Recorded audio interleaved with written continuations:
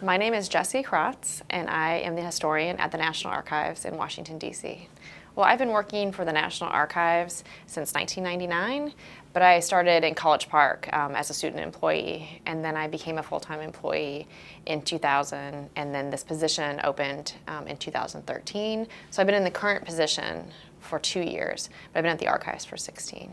At the beginning, when I first started to study history, I wanted to do the American founding, the Constitution, the Declaration of Independence, that whole era. And then I started to work for the National Archives, and I focused all my research on the history of Congress.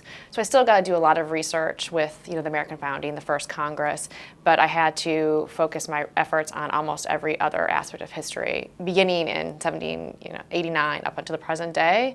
But now I am the agency historian for the National Archives, and the agency was established in 1934, so a lot of my research is focused in the 20th century, but I still get to bring in some of my interest in the American founding because we have the Constitution, the Declaration of Independence, and the Bill of Rights, and so I feel like it's part of my job to talk about their importance and their history as well. So I still can bring a little bit of that into my daily research, but really I'm focusing mainly on the history of since 1934 to the present day. I am documenting the institution of the National Archives. So mainly I'm interviewing former employees or employees that are about to retire.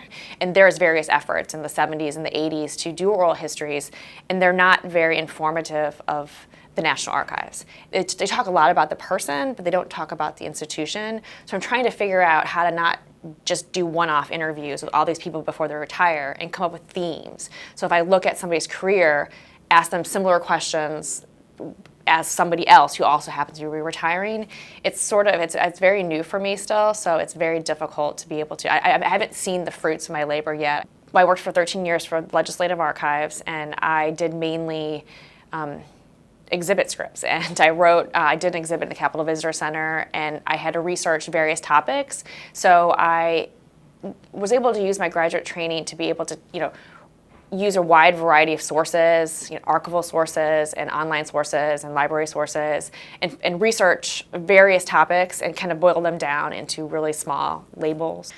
I'm not sure there's anything that I could have learned in graduate school to teach me some of the things I learned on the job, mainly because I do agency history, so I had to work for the agency in order to understand its history. So I couldn't have learned that in graduate school. I had to be there, and so being there made me understand the agency, but also just understanding how it is to work in an office and what it's like to navigate the bureaucracy. So I work for the federal government, and there's a ton of bureaucracy, and a ton of my success depends on they're wading through the bureaucracy. So I have to do a budget.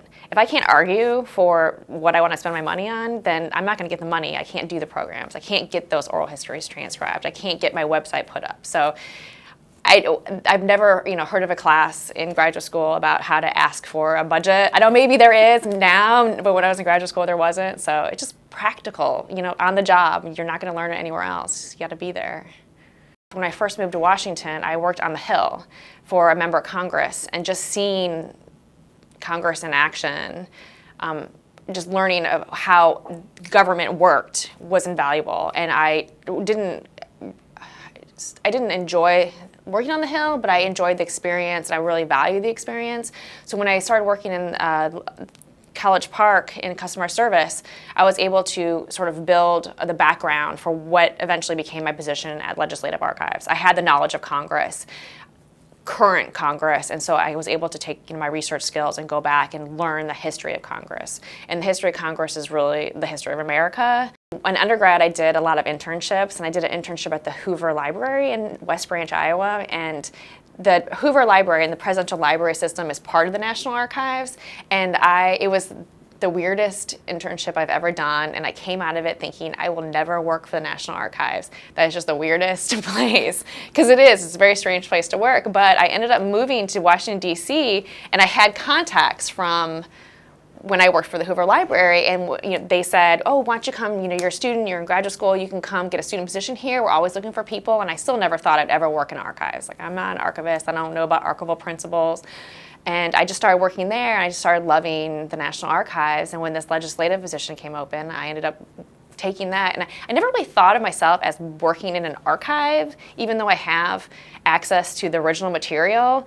I just think of myself as more like a historian. I use the material. I've never really had a job where I'm processing the collection. So I still think, even though I work for the archives, I still think of more of a historian. There's a lot of negatives working for the federal government. You are at the whim of Congress, but I think that the salaries are definitely higher than in academia generally, especially for the field that I'm in, like archives and history. Also just, I guess, the feeling of public service. Most of my daily activities are trying to find information. I'm trying to find information somewhere, and I know it's probably somewhere, but I don't know where. And so I need to know how to work in archives and how to work, just LexisNexis and work all like the search engines and work the library. Like tell graduate students that make their librarian their best friend, because people don't go to libraries anymore, and I find so much information that I can't find, and I'm looking for obscure information normally, but I find it in the libraries and the archives. And if I can't find something, I have a librarian colleague. I just call him up, and he's most often knows how to find it. So just take advantage of all the resources. My students have, my interns, they have access to all these databases online through their universities that they just never familiarize themselves with. And they're never going to get those again, probably, unless they work for a university, because I don't have access to all those. They're amazing, and I try to actually log into their accounts when I'm there, say, will you look this up for me? And they're just amazing amounts of information online. Just for the Congressional Serial Set is online, and that's a publication from, from the 1789 to the present day that has almost everything that Congress published. And I know students who've never even heard of it, and it has so much information on it, and you can full text search it. And I'm like, how do you not know this? How does somebody not tell you about this? And so I guess just, figuring out the sources and how to use them. I established the internship program, I guess, a year and a half ago, and basically I've had, I think, about 10 of them now. They come in and they first just have to become, I give them an orientation on archives history, because they're not going to have that. No one's going to have that. So I spend about a week with them just teaching them about the history of the archives. And then we go over several projects that need to be done. I have a website, and so I always need more content for the website. So the interns will write for the website. They will write for the blog. We have a Pieces of History blog that I write for try to do a couple of times a month, and they'll write blog posts for that. I also have them go to College Park and scan photos. I want to have every single photo in our record group, which is the records of the National Archives, eventually scanned. So sort of their busy project is to have all those photos scanned. I also am working on several of them do web exhibits, and so I want to put on our website exhibits about the history of the archives, but sort of more broadly defined, because not everyone's interested in the history of the archives. But for instance, one of the interns created an exhibit on the history of Center Market, which was the market that occupied the ground where the National Archives sits. So it's still the history of the archives, but it's more broadly defined. So it's very, some great photos of the market in the early 20th century, and just sort of how DC had changed during that time. And so that was her project, and it's a fantastic exhibit, and I'm working to put it online right now. So they have I sort of just give them orientation and tell them the kind of things that I want to have done, and they go off and produce. I've had some fantastic interns. They've produced an immense amount of work, and I'm right now going through it and just trying to make sure that work is being accessible. It's funny because I have them write blog posts, and when I do blog posts, my name's not on it. It just says that's the post, but it's sort of implied it's from me because I'm the one who posted it. But when they post, I always post today's post comes from the intern from the National Archives History Office, and they always just love seeing their name posted on the National Archives website, that they had written something, and they always get really excited about it. And I love that. They just get so excited about history and seeing their name associated with it, and that's just the best feeling.